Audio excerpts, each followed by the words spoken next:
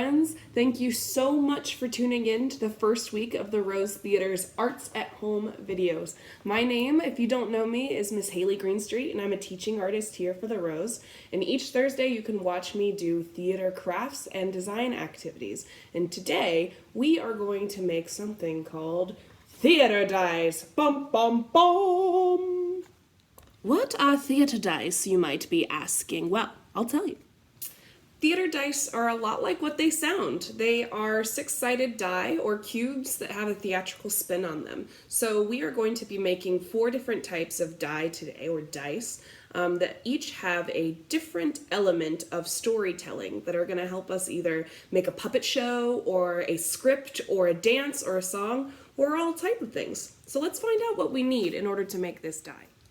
In order to make theater dice, we will need today 2 pieces of paper. Now, these pieces of paper can be printer paper, if that's what you have at home. They can be construction pieces of paper, or if you have something a bit sturdier like cardstock, that works very well too. So you need 2 pieces of paper, a ruler, a pencil, a glue stick or scotch tape if you have that, some scissors, some colored pencils, and even some markers. And last but not least, you will need a black marker. Now, it doesn't have to be a Sharpie, but you need a dark colored marker to help label each side of the die. The first step to making theater dice is to make the outline of the cube. Now, my die that I have here are each 2 inches by 2 inches. So, when you are drawing on your paper, if you would like to have a bigger die, make sure that you are using either 2 or more inches per square. Now, for this outlining, you're going to need your piece of paper, a pencil, and your ruler. And let's check back in after I've made my outline. The paper that I worked with on this project is 9 inches by 12 inches. So what you see me doing here is measuring every 2 inches down the long side of my sheet. You should make 5 marks along the long side of your sheet. And for the shorter side, I started marking a 1/2 inch from the bottom. And I did this because you will need a bit of extra space from the top and the bottom to make folding tabs, which I'll show you more later. You should make about 4 marks on the shorter side of your paper. Next, you can start making your squares. Notice that the shape looks a little bit like a lowercase t. That is 4 squares tall and 3 squares across.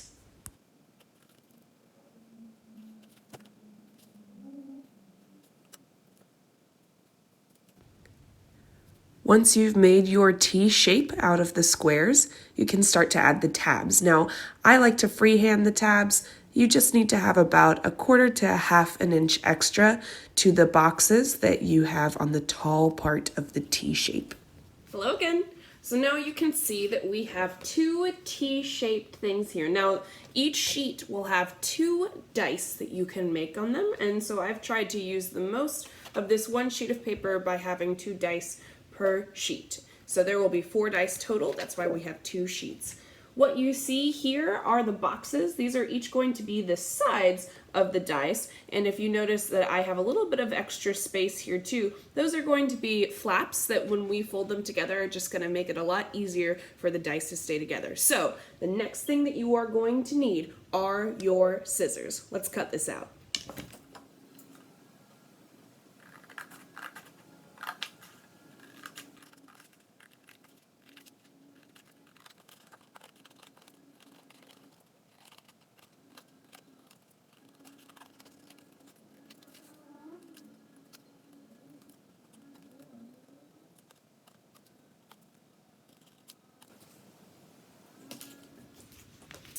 Now you should have 2 chunky T's, and these chunky T's are pretty bland looking right now. So I'm gonna say that you're going to need to get your colored pencils or crayons if you have them, and let's make these look a little more razzle-dazzle.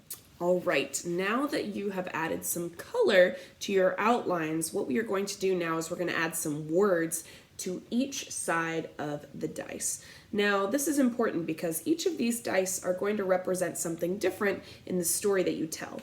2 of the dice that I have already created, this one is the theater dice. This is how you're going to present your story in a theatrical way. You may create a dance, or do a puppet show, or make a one-page script, or create a song, or you might do a pantomime, or you might sketch it out. So these are some options that you can use.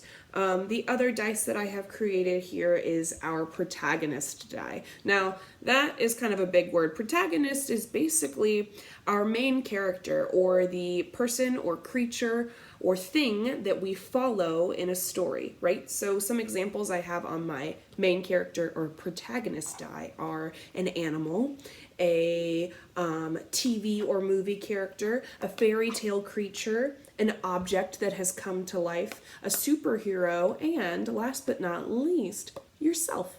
You can have yourself as the main character if you roll this side. Now, with these two outlines I've created, one of them is going to be our setting die. So the setting die is where your story takes place, or even when your story takes place. So I'm going to write down a couple of ideas, and if you want to create some of your own, you can do that too. Last but not least, we are going to have our genre die. Now, the genre is kind of like the style of a piece. It could be a piece of theater, it could be a movie, it could be a TV show. Some genres that you might be familiar with are scary or horror stories, right? We have comedies, or things that make you laugh. You have dramas, things that are very serious, and all sorts of types. So I'm going to write down some different ideas on these dies, and I'll share them with you. Alrighty, friends.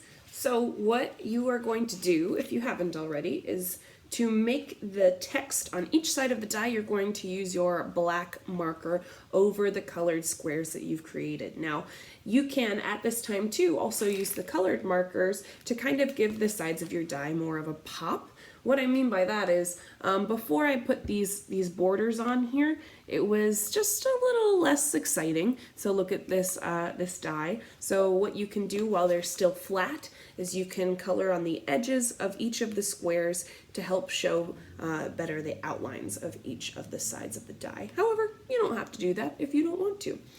So I have just taken my black marker and written each of the different sides to these dice. So here we have my setting die.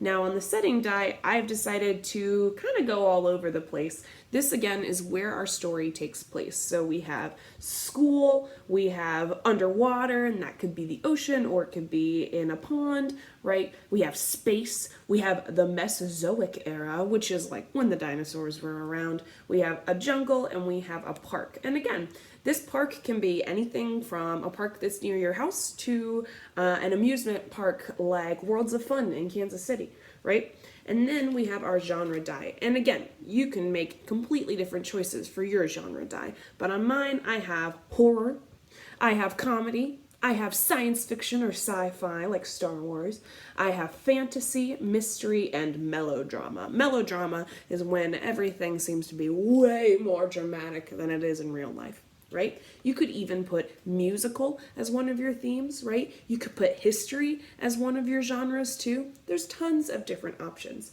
But now that we have added all of the text, all of the words that are going to go onto our dice, we are going to fold them up into our cubes, into actual dice. Now for this, I like to use my ruler again and help it make very, very clear and precise creases. However, if you feel comfortable using your fingers, you can do that too.